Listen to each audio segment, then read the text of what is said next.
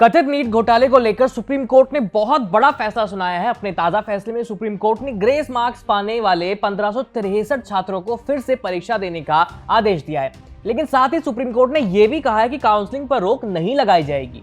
अब इस मामले में अगली सुनवाई 8 जुलाई को होगी। इस मामले में और क्या अपडेट्स हैं, उन पर बात करते हैं। नमस्ते, मेरा नाम है आयुष और आप देख रहे हैं एबीपी लाइव। नीट 2024 के रिजल्ट के बाद दाखिल की गई याचिकाओं पर सुप्रीम कोर्ट में जस्टिस विक्रम नाथ और जस्टिस संदीप मेहता की बेंच सुनवाई कर रही है। बेंच ने सुनवाई करते हुए कहा, ग्रेस मार्क्स पाने वाले 1563 छात्रों को फिर से एग्जाम देना होगा, हम काउंसलिंग पर रोक नहीं लगाएंगे। सुप्रीम कोर्ट के इस फैसले के बाद एनटीए ने कहा है कि छात्रों का डर दूर करने के लिए ही यह फैसला लिया जा रहा है। नीट यूजी 2024 की परीक्षा में जिन उम्मीदवारों को ग्रेस मार्क्स मिले हैं, उन्हें फिर से परीक्षा देनी होगी। इन 1563 अभ्यर्थियों का रीटेस्ट 23 जून को लिया जाएगा और 30 जून को इस रीटेस्ट का रिजल्ट जारी होगा। इसके बाद ही काउंसलिंग की प्रक्रिया शुरू होगी, ऐसा एनटीए का कहना है।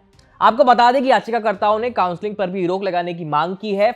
फिलहाल सुप्रीम कोर्ट उन 3 याचिकाओं पर विचार कर रहा है जिनमें अनियमितताओं और नेशनल टेस्टिंग एजेंसी यानी एनटीए द्वारा 1500 से ज्यादा उम्मीदवारों को लॉस ऑफ टाइम के आधार पर परीक्षा में ग्रेस मार्क्स देने के संबंध में संदेह जताने के लिए नीट यूजी 2024 के रिजल्टों को चुनौती दी गई है।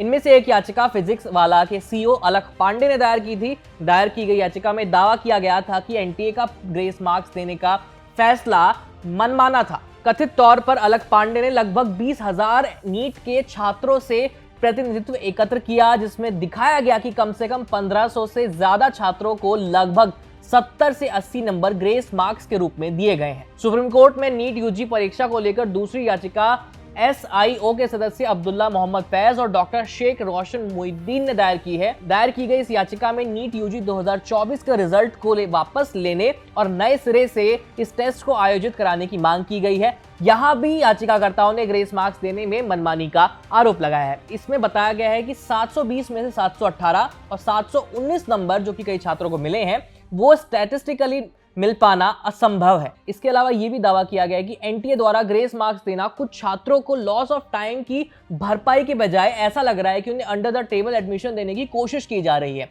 याचिकाकर्ताओं ने इस तथ्य के बारे में भी संदेह जताया कि एक ही सेंटर से 67 छात्रों ने 720 अंकों में से 720 कैसे हासिल कर लिए। वहीं तीसरी याचिका में याचिकाकर्ताओं ने पेपर लीक के आरोपों की जांच पूरी होने तक नीट यूजी 2024 प्रवेश के लिए आयोजित की जाने वाली जो काउंसलिंग है उस पर रोक लगाने की मांग की है। उन्होंने परीक्षा के ऑपरेशन में कथित गड़बड़ियों की जांच के लिए एक विशेष जांच दल यानी एसआईटी के गठन की भी मांग की थी। नीट यूजी को लेकर तीसरी याचिका नीट उम्मीदवार जरीपीती कार्तिक ने दायर की थी, लेकिन सुप्रीम कोर्ट ने काउंसलिंग पर रोक नहीं लगाई है। काउंसलिंग 23 जून के बाद जब रीटेस्ट का रिजल्ट आ जाएगा उसके बाद शुरू की जाएगी। इस खबर में इतना ही। जो भी अपडेट्स होंगे आप तक लाते रहेंगे। देखते रहिए एबीपी लाइव। मेरा नाम है आयुष। धन्यवाद।